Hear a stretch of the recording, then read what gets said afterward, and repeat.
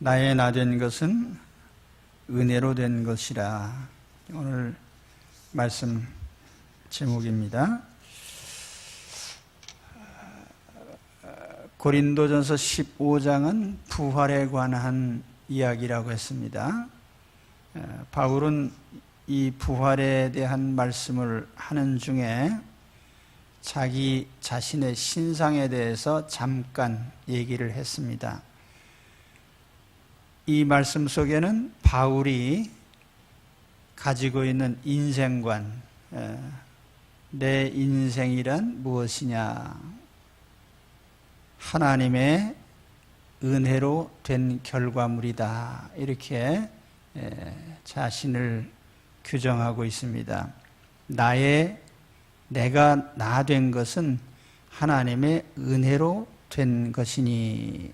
10절에요. 자기 자신의 현재의 모든 것, 예를 들면 신체적인 조건이나 지혜나 지식이나 성품이나 자신의 사고방식이나 자기가 가진 가족관계, 소유, 재산, 모든 것이 다 하나님의 은혜의 결과라고 합니다. 오늘 우리 자신을 살펴보십시오. 현재 나라는 사람, 내가 가지고 있는 모든 조건들, 이것이 어떻게 이루어진 것일까요? 내가 만든 것일까요? 아니면 또 어떤 다른 경로를 통해서 이루어진 결과일까요? 많은 사람들이 자기 인생은 자기가 만드는 것이라고 생각을 합니다. 그래서 좀 잘 풀린 사람들은 우쭐해하고, 또 잘못 풀렸다고 생각하는 사람은 자책을 하죠. 그러나 성공한 사람이나 실패한 사람이나 그 삶의 존재 원인은 자기에게 있는 것이 아닙니다. 우리의 삶은 모든 과정이나 결과나 다 하나님의 섭리 아래 있죠. 사람이 마음으로 자기의 길을 계획할지라도 그의 걸음을 인도하시는 이는 여호와시니라. 잠언 16장 9절의 말씀입니다. 우리는 내가 원하든지 원하지 않든지 어떤 인생이 되어가죠. 그 가운데 내가 원한 것도 있지만은 선택의 여지가 없는 것도 많습니다. 내가 남자로 태어난 것 혹은 여자로 태어난 것, 나의 신체적인 조건들, 나의 혈액형이나 혹은 어느 부모 아래 태어난 것, 나의 국적이나 또는 내가 만나게 된 모든 사람들이 선택적인 여지 없이 나타난 결과들입니다.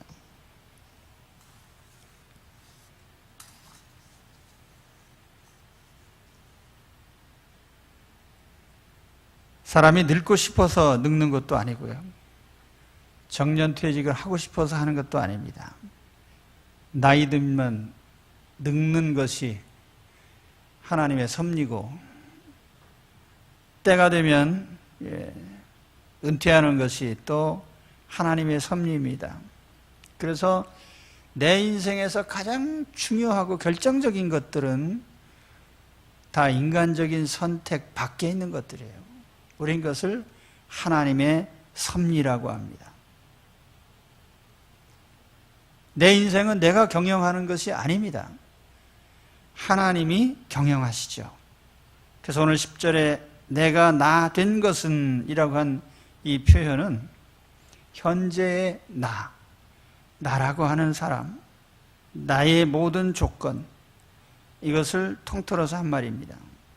현재 존재하는 나와 내 모든 조건, 소유들이 이게 다 하나님께서 경영하신 결과물이다. 그래서 내 인생은 총체적으로 하나님의 은혜로 된 것이다. 이렇게 고백을 합니다.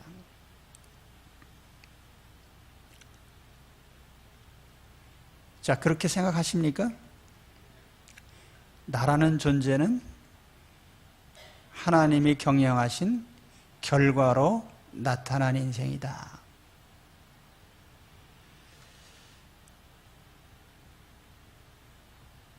그런데 오늘 말씀에서 사도 바울은 하나님의 은혜로 된 것, 또 하나님의 경영으로 된 내 인생. 사실 여기 은혜라고 하는 말은 헬라어의 뜻은 선물이라는 뜻입니다. 그래서 인생은 하나님 선물이다. 내 인생은 하나님의 선물이다. 이렇게 해석할 수 있습니다. 그런데 여기 바울은 두 가지 선물에 대해서 언급을 하죠. 첫째는 구원의 선물입니다. 내가 하나님의 자녀가 된 것, 또 천국 시민이 된 것이 나의 어떤 공로나 업적에 의한 것이 아니고 하나님이 거저 주신 거예요. 나의 신분, 하나님 자녀, 천국 시민, 이게 하나님께서 내게 거저 주신 겁니다. 외국 사람들이 우리 대한민국 시민권을 얻으려면 심사를 받아야 됩니다. 그 사람이 가지고 있는 개인적인 능력이나 혹은 그 사람의 지능이나 여러 그 사람이 가지고 있는 교육의 정도나 또는 소유나 지위나 이런 모든 것들을 다 평가해서 시민권을 부여하죠. 근데 내가 천국 시민권을 얻을 때 이런 것을 다 평가했습니까? 예수님이 오셔서 천국에 들어갈 사람들을 면담을 하셨는데요. 예수님이 만난 사람들을 면면을 살펴보면은 몇 가지 그룹으로 나눌 수가 있습니다. 가장 많이 만난 사람들은 대개 나고자 그룹에 속한 사람이에요. 세상에서 실패자나 혹은 뒤처진 사람들, 버려진 사람들입니다. 예를 들면 거지 나사로라든지 수로보니게 여인이라든지 사마리아 수가성 여인이라든지 간음하다 현장에서 잡혀온 여인, 또 구걸을 하던 맹인 바디메오, 나병 환자들, 말 못하는 사람, 걷지 못하는 사람. 두 번째 부류는 지탄받는 사람이에요. 세리 마태 같은 사람, 세상에서 죄인으로 규정한. 물론 세 번째 부류 중에는 신분이 괜찮은 사람도 있습니다. 공회원이었던 니고데모나 아리마대 요셉 같은 사람. 근데 특이한 것은 이런 지체 높은 사람은 예수님이 찾아간 적이 없습니다. 자기들이 찾아왔죠. 예수님이 만난 사람들은 세상에서 비천하고 나고자 그룹에 속한 사람들이에요. 그런데 이 사람들이 하나님 자녀가 됐습니다. 출신이나 배경이나 권세나 명예나 어떤 조건도 따지지 않고 하나님이 자녀로 불러주셨어요. 이것을 요한 칼빈은 이제 unconditional election이라는 말로 표현해서 조건 없는 무조건적인 선택이다. 조건 없이 선택을 해서 조건을 제시하지도 않았어요. 그냥 불쌍히 여기셔서 자녀로 만들어 주셨는데 하나님 자녀로 만드시는 과정도 강제적이에요. 거역을 할 수가 없어요. 야, 너는 내가 하나님 자녀로 불렀어 하고 부름에 초청을 할 때 아무도 거역을 못해요. 그래서 요한 칼빈은 이것을 또 가리켜서 irresistible grace라 이런 표현을 했습니다. 불가항력적인 은혜다. 하나님이 한번 택하여서 너는 내 자녀로 불렀으니 이제 예수 그리스도를 믿고 죄에서 벗어나라 이렇게 하나님 부르시면 아무도 거역을 못해요. 그래서 조건 없는 선택과 저항할 수 없는 은혜로 하나님의 자녀가 되게 하셨습니다. 이것이 뭐냐면 구원은 하나님의 선물이다 그런 뜻이에요. 그래서 사도 바울이 하나님 자녀가 된 것이 그래요. 사실 예수 믿기 전에 사도 바울은 꽤 잘 나가던 사람이죠. 좋은 가문에서 태어났습니다. 혈통적으로 순수 유대인 계보 베냐민 지파 출신이고 랍비로서 당대 최고의 존경받는 가말리엘에게 배웠습니다. 태어날 때부터 로마 시민권자였습니다. 재산과 사회적인 지위가 있는 집안 출신이죠. 유대인 공회가 인정할 정도로 그런 인정받는 사람이었습니다. 그럼에도 불구하고 바울은 자신의 이러한 조건이 아주 보잘것없는 것이어서 바울이 표현하기는 배설물 같다 그렇게 얘기했어요. 배설물. 이 배설물이라는 단어는 상당히 절제된 표현이고요. 현대인의 성경엔 쓰레기라고 번역을 했어요. 공동 번역이나 NIV 성경 제루살렘 바이블에 보면 쓰레기. 새번역 성경은 오물이라고 했고요.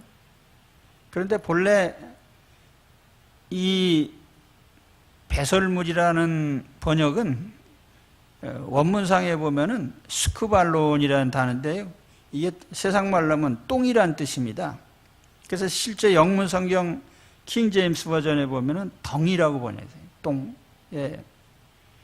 내가 자랑하던 신분이나 가문이나 지위나 내가 가지고 있는 권세나 이게 다 똥이다. 예. 구원받은 후에 바울이 바라본 그 인생의 관점이 달라졌어요. 그래서 원래 바울의 이름은 사울이죠. 사울이란 이름은 베냐민 지파에서 가장 선호하는 이름이에요. 이스라엘의 초대 임금 이름이 사울이죠. 베냐민 지파 사람이에요. 아마 베냐민 지파 사람들은 초대 임금 사울을 본떠서 자기 지파를 자랑스럽게 생각하면서 사울이라고 이름 줬을지도 모릅니다. 그런데 사울이 예수님을 영접한 후에 스스로 바울이라는 이름으로 바꿨습니다. 자, 우리가 바울 그러면 사도 바울, 바울이라는 건 뭐 굉장한 이름인가 보다. 근데 사실은 바울이라는 이름의 뜻은 작다는 뜻입니다. 자기가 예수님을 믿고 보니까 나라는 인간은 너무나 작은 인간이다. 그래서 오늘 그 말씀 직전에 보면은 바울이 자기를 만삭되지 못하여 난자 같은 사람 이런 표현을 썼습니다. 만삭되어 난자 같지 못한 사람. 이게 뭐냐면 10개월 차지 않고요. 한 8개월이나 7개월쯤에 태어난 사람. 다른 말로 하면 좀 모자라는 7푼이나 8푼이 정도다. 그렇게 자기 자신을 표현을 했습니다. 사실 여기 만삭되지 못하여 난자 같은 사람이란 이 단어가 헬라어로는 한 단어입니다. 낙태라는 뜻이에요. 낙태. 액트로마라고 하는 헬라어로 액트로마, 낙태. 자기는 낙태된 자 정도의 정말 보잘것없는 인간이다.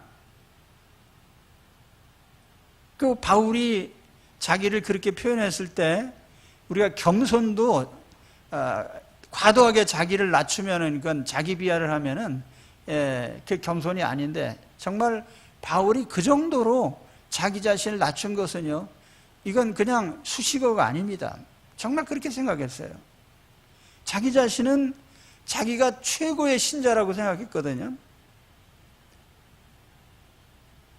바리새파 중에서도 가장 존경받는 스승 밑에서 교육을 받았고, 그렇기 때문에 자기보다 신앙 좋은 사람은 없다고 생각했어요. 그러니까 예수 믿는 사람들을 붙잡으러 다니고, 사도행전에 보면은 스데반 집사님이 돌에 맞아 순교하실 때 같이 곁에 있었던 사람이 누구냐면 바로 바울입니다. 이 바울이 스데반 집사님에게 돌 던지는 사람들과 같이 땀을 흘리면서 참여했던 사람이에요. 이게 하나님 앞에 구원받고 나서 보니까 얼마나 부끄러운 자기 모습입니까?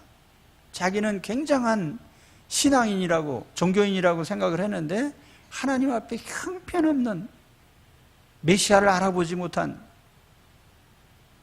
영적인 맹인과 같은 그런 자기 자신이었습니다.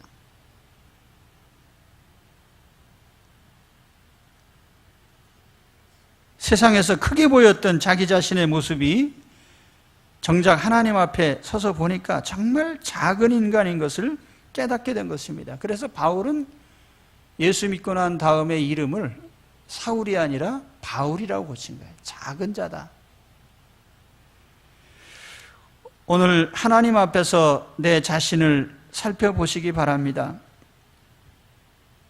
내가 예수 그리스도를 믿고 하나님 자녀가 된 것이 내가 똑똑하게 선택을 한 결과가 아니에요. 오히려 하나님이 나를 택하시고 부르신 결과이고 하나님이 나를 불쌍히 여기시고 긍휼히 여기신 결과입니다. 너희가 나를 택한 것이 아니요 내가 너희를 택하여 세웠나니. 자, 그럼 우리가 내 인생이 하나님 선물이라면 내가 가만히 있어도 된다는 말입니까? 그 뭐 인생은 가만히 있어도 하나님이 다 경영하시고 하나님이 그저 다 해가시니까 나는 그냥 멀거니 가만히 있으면 됩니까? 내가 내 자신을 위해서 아무 일도 할 수 없다는 뜻입니까? 그런 뜻은 아니에요. 우리가 하나님께서 구원해 주시고 섭리해 가는 인생이기 때문에 우리에게는 스스로 책임져야 될 부분이 있습니다. 첫째로는 내 뜻대로 살려고 하지 말고 부르신 하나님의 뜻대로 살려고 해야 돼요.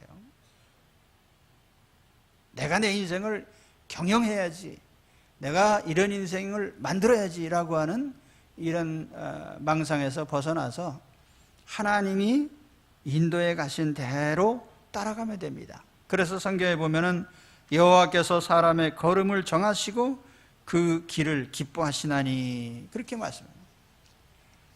사람마다 하나님이 정하신 인생길이 있습니다. 그렇기 때문에 우리는 내 생각대로 되지 않았다고 해서 반항을 하든지 혹은 낙심할 필요가 없습니다. 내 인생을 통해서 하나님은 하나님의 뜻을 계속 이루어 가십니다. 그러면 된 거죠. 그죠? 내 인생을 통해서 하나님 뜻을 이루어 가시니까요. 그렇죠? 그래서 하나님의 섭리를 따라가는 그런 삶이 되어야 돼요.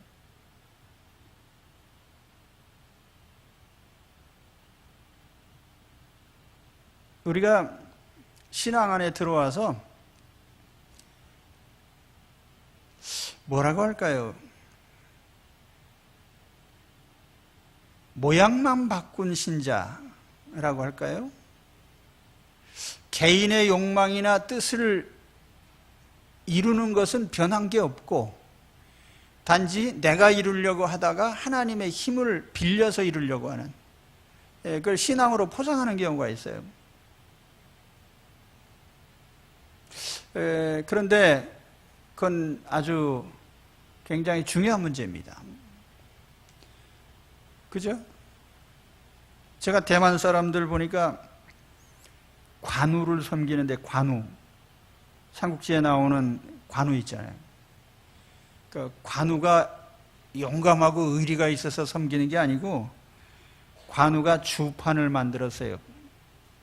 그래서 장사를 하면 관우를 섬기면 사업이 잘 된다. 관우를 섬기는데 관우를 섬겼는데도 불구하고 장사가 잘 안 됐다. 그럼 바꿉니다. 예를 들면 장비로 바꿔 또. 목적은 똑같아요. 내 장사 잘 되는 거. 우리 그리스도인의 삶의 틀이라는 건 그런 게 아니거든요. 내 욕망을 이루기 위해서 누구를 힘을 빌려오는 게 아니에요. 내 욕망을 버리는 거죠. 그리고 하나님의 뜻을 이루어가는 거죠. 그게 우리 인생이 돼야 된단 말이에요.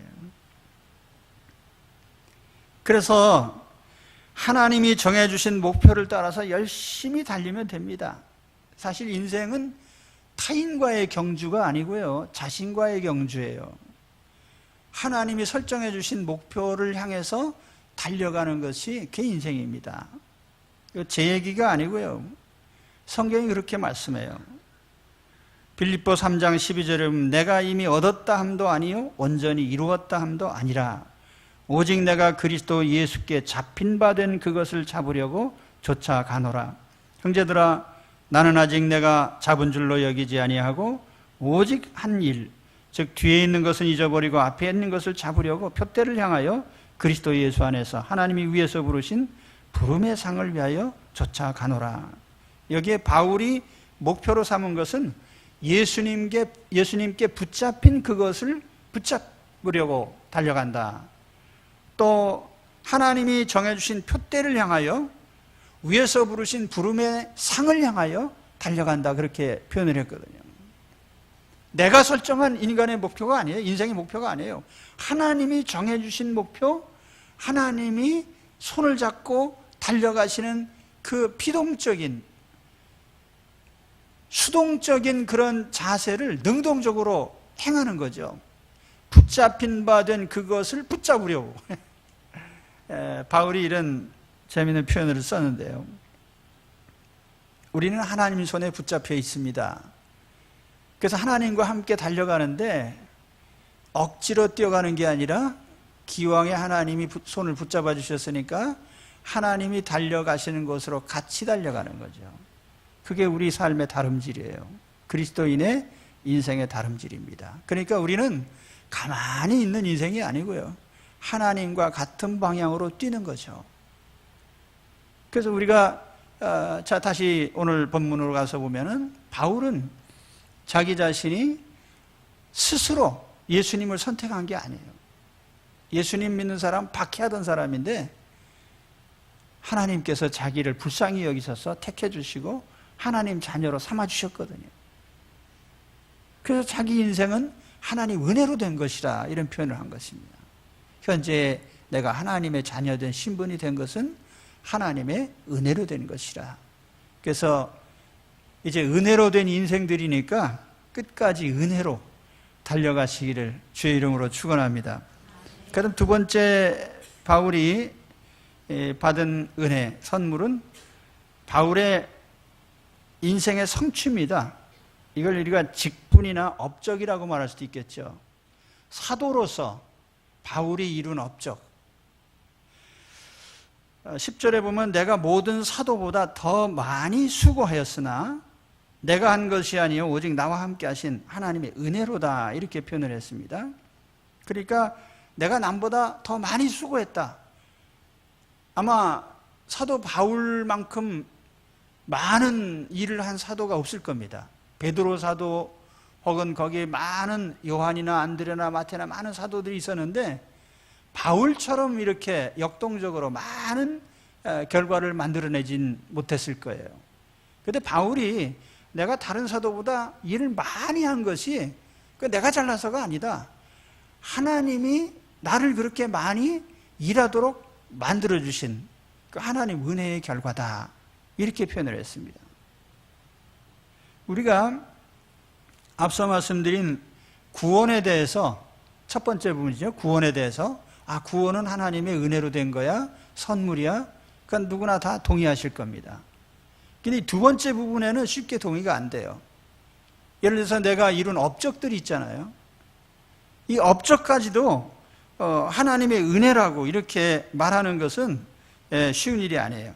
가령 우리 예수 믿는 사람들 가운데 사업하는 분들이 있는데 사업이 잘 돼서 성공했습니다. 그런데 이거 하나님의 은혜로 됐다, 이렇게 표현들은 잘 안 해요. 내가 사업가적인 수완이 있어서 그래도 잘했지. 공부 열심히 해서 대학에 간 사람들이 내가 공부 잘했으니까 대학에 갔지. 예? 직장에서 승진한 사람들이 그래도 내가 남보다 그래도 똑똑한 게 많아서 내가 승진했지 이렇게 생각한단 말이에요. 그러니까 구원이 하나님의 선물인 것은 인정하면서도 내 인생의 업적들까지도 하나님의 선물이라고 쉽게 동의들을 안 해요. 근데 사실은 내가 어떤 직분을 맡은 것이나 어떤 역할을 잘 하게 된 것도 다 하나님의 은혜인 줄로 믿습니다. 그래야 이제 진정한 신앙이 되는 거예요.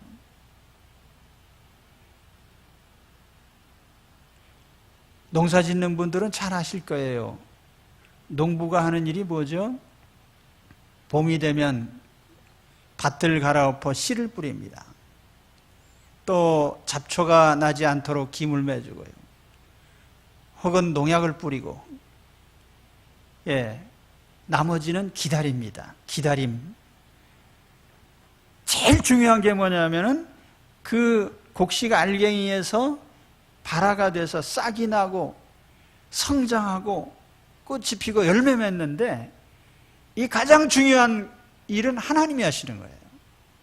농부가 하는 일은 뭐 그런 거 관여 못해요. 요즘 웬만한 물고기는 다 양식을 하죠. 그 양식하는 분들 하는 일이 뭡니까? 수정란을 만들어서 수정하도록 만들고 물의 온도를 맞춰주고요. 또는 치어가 이제 생겨나면은 먹이를 주기 시작합니다.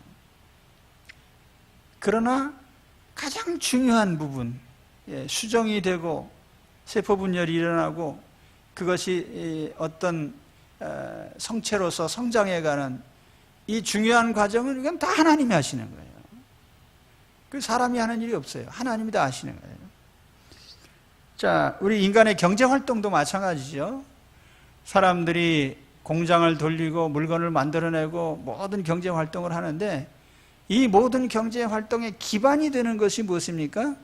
바로 자연 환경이에요. 또 여기서 만드는 원료들이죠.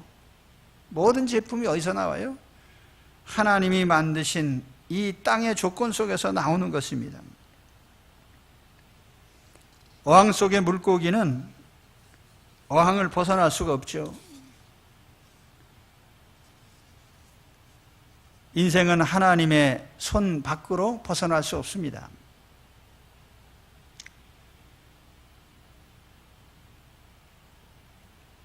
때로는 우리가 열심히 사는 것과 업적이라고 하는 이 결과물을 같이 매치시키기도 하는데 사실은 열심히 사는 것하고 업적하고는 별 상관이 없습니다. 우리가 기대하는 것은 업적이 아니고요. 다만 열심히 사는 것뿐이에요. 이걸 굉장히 중요하게 생각해야 됩니다. 어떤 실적을 올리고 성공을 하고 성취하는 사실 그 모든 부분은 하나님의 몫입니다. 하나님이 하신 일이에요. 그래서 우리가 이러한 인생이 누리는 어떤 혜택이나 축복들에 대해서 전도서 5장에 보면 이렇게 말씀을 해요. 전도서 5장 18절에 사람이 하나님의 주신 바 그 일평생에 먹고 마시며 해 아래서 수고하는 모든 수고 중에 낙을 누리는 것이 선하고 아름다움을 내가 보았나니 이것이 그의 분복이로다. 어떤 사람에게든지 하나님이 재물과 부요를 주사 능히 누리게 하시며 분복을 받아 수고함으로 즐거워하게 하신 것은 하나님의 선물이라. 이것이 그의 분복이라. 개역 개정판에는 그의 몫이란 말로 표현했습니다. 그러니까 우리가 어떤 삶의 혜택을 누리고 좋은 조건 속에서 살아간다면 그것은 하나님이 그 사람에게 주신 하나님이 할당해 주신 몫이라는 거죠. 그게 무슨 사람이 대단해서 이룬 그런 업적이 아니라는 거예요. 창세기 26장에 이삭이 농사 짓는 장면이 나오잖아요. 흉년든 땅에서 농사를 졌는데 100배를 얻었습니다. 그 기적적인 결과죠. 이삭이 우물 파는 장면이 나오는데 원주민들도 우물을 파서 물을 잘 얻지를 못하는데 이삭은 우물을 파면 물이 나옵니다. 그 우물 파기가 우리처럼 뭐 흙을 판다는 그런 게 아니에요. 그 팔레스티나에 가보면 전부 안반이거든요. 모래 바위 깊이 몇십 미터 파고 들어가야 물이 나오는데 그 수맥을 찾는 게 쉬운 일이 아니거든요. 그런데 이삭은 파면 물이 나와요. 근데 이삭이 유능했기 때문이 아니라 하나님께서 이삭에게 복을 주시는 거예요. 파면 물이 나오도록. 마른 땅에서 물 나오는 것이 비유적인 의미가 있습니다. 하나님께서 주시는 축복하시는 인생은 하나님께서 풍성한 샘물을 주시듯이 하나님이 복을 주시는 거예요. 그게 그 사람의 분복이다. 그 사람의 몫이다. 그 말이죠. 다시 말하면 우리가 삶에서 이루는 성공은 하나님이 주신 선물입니다. 이걸 우리가 잊지 말아야 돼요. 사도 바울이 이룬 업적들, 사도로서 이룬 모든 업적이 다 바로 그렇다는 얘기예요. 하나님이 주신 선물이었다.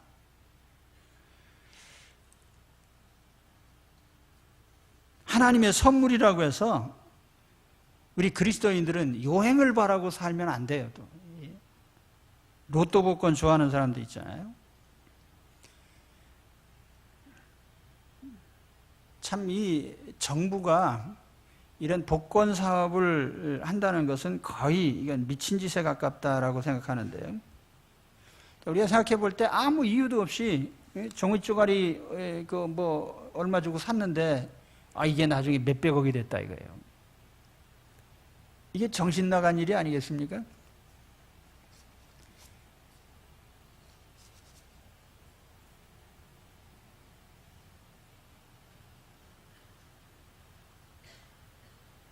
제가 수집한 자료 중에 복권에 당첨됐기 때문에 행복한 삶을 살았다고 하는 결과를 난 단 한 번도 어디서 들은 적이 없어요.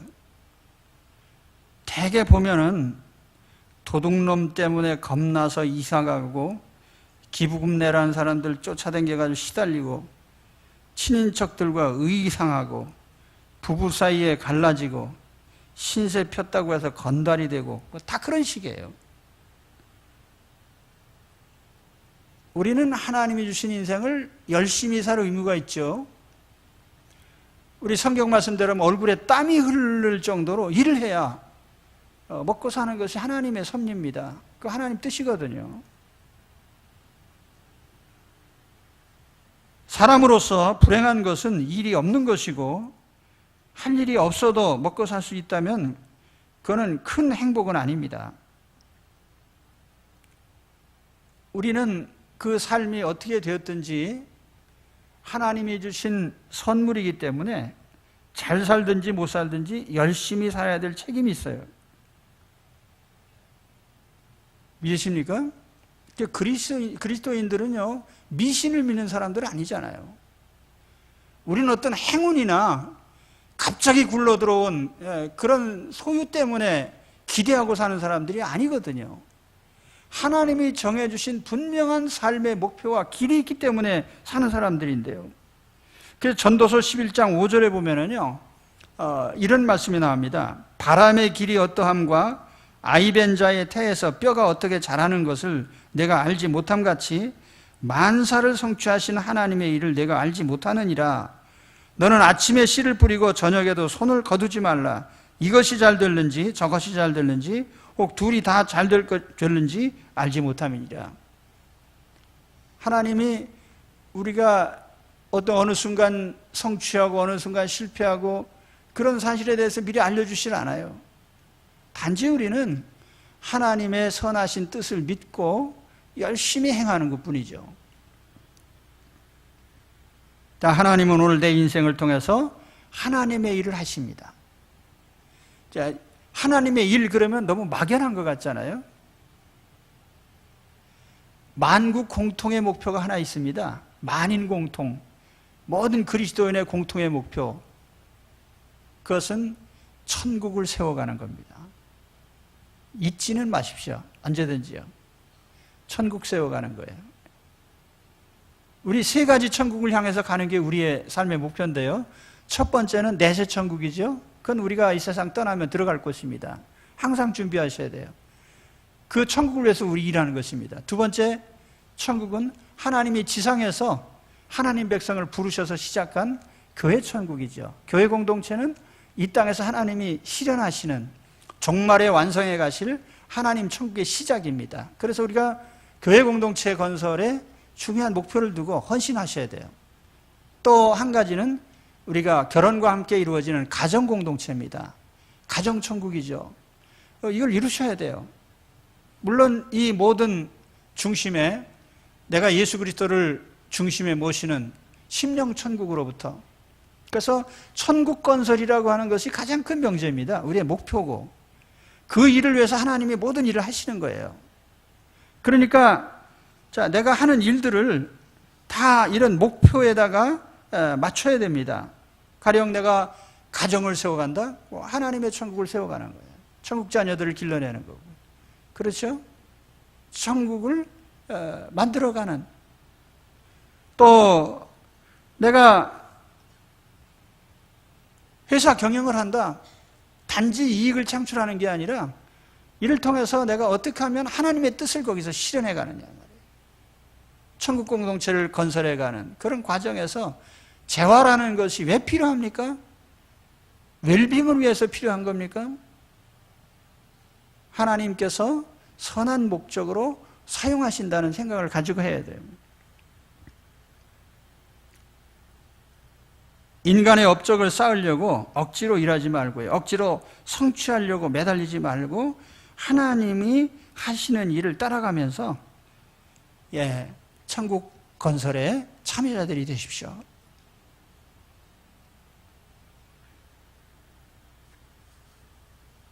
우리가 살아가는 중에 업적이라고 하는 것은 항상 잘 될 수도 있고 안 될 수도 있어요.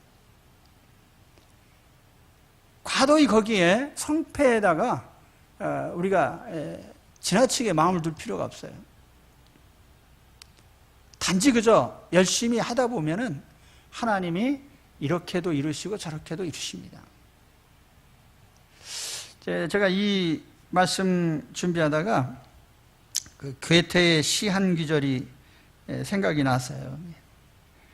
예전에 보시던 식귀절인데요. 제목은 뭔지 모르겠고요. 서두르지도 말고 쉬지도 마오.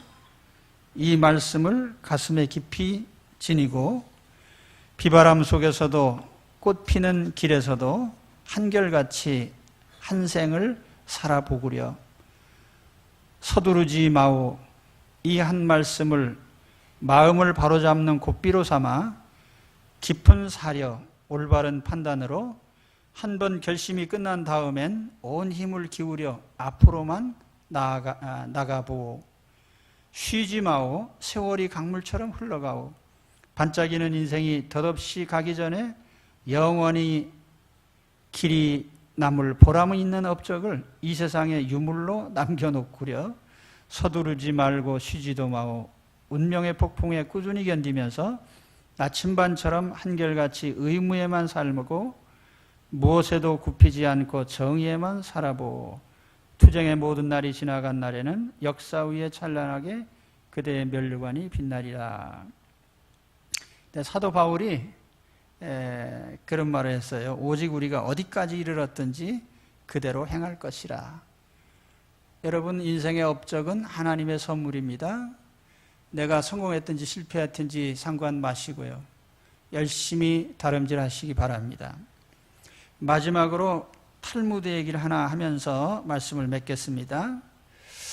옛날에 어떤 부자가 있었는데 자기 집에 부리던 노예를 불러서 자유를 줬습니다. 재산을 나눠주면서 너는 이제 자유인이 되었으니 마음대로 살아라.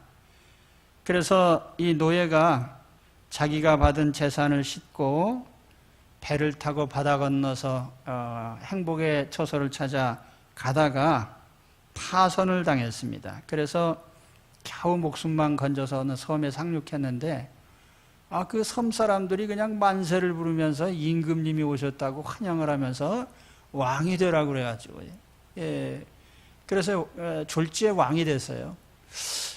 그래서 그 섬 사람들이 그런데 조건이 하나 있습니다. 조건이 뭡니까? 만 1년이 되면은 여기 상륙할 때 모습 그대로 빨가벗겨서 쫓겨날 테니까 그리하시오. 그래서 이 사람이 1년 동안 섬에서 왕 노릇하면서 1년 후면 쫓겨날 텐데 어떻게 해야 되나. 그래서 부지런히 살펴서 또 다른 섬 하나를 찾아내서 거기다가 이제 잘 가꾸고 자기가 살만한 처소를 만들어 놨어요. 아니나 다를까 1년이 되니까 쫓아내는 바람에 그런 자기가 갖고 오는 섬으로 이주를 해갔습니다. 이게 탈무드에 나온 하나의 비유인데요. 여기 노예를 해방시킨 주인은 하나님이시고 해방된 노예는 인간입니다. 그가 잠깐 상륙했던 섬은 이 세상의 삶이고 그 섬 사람들은 현세의 사람들입니다. 그리고 그가 그 섬에서 가꾸고 준비했던 또 다른 섬은 바로 내세라는 것입니다. 오늘 우리가 이 땅에서 살아가는 우리의 삶의 장소는 영원한 처소가 아니에요. 그래서 우리는 다음 영원한 천국을 준비해야 되죠. 그 우리 삶의 길입니다. 그런데 오늘 하나님께서 바울을 통해서 알려주신 말씀이 뭐죠? 우리는 하나님 손에서 하나님이 경영하시는 인생을 사는 사람들입니다. 그리고 그 하나님의 현재의 나라고 하는 인생의 모든 것은 하나님의 은혜로 된 하나님의 선물일 뿐이에요. 첫째는 내가 구원받은 것, 하나님 자녀가 된 것이 하나님 선물이고요. 내가 어떤 직분을 맡아서 어떤 일을 하게 된 것도 하나님의 선물이에요. 그러므로 우리는 단지 이 선물을 주신 하나님을 기쁘시게 하기 위해서 열심히 그대로 행하시면 됩니다. 나에게 주어진 조건에 대해서 불평하지 마시고요. 그 조건들을 하나님이 허락하신 삶의 선물인 줄 알고요. 열심히 행하시면 됩니다. 그러면 하나님께서 영광을 받으실 줄로 믿습니다. 네, 한번 기도하겠습니다.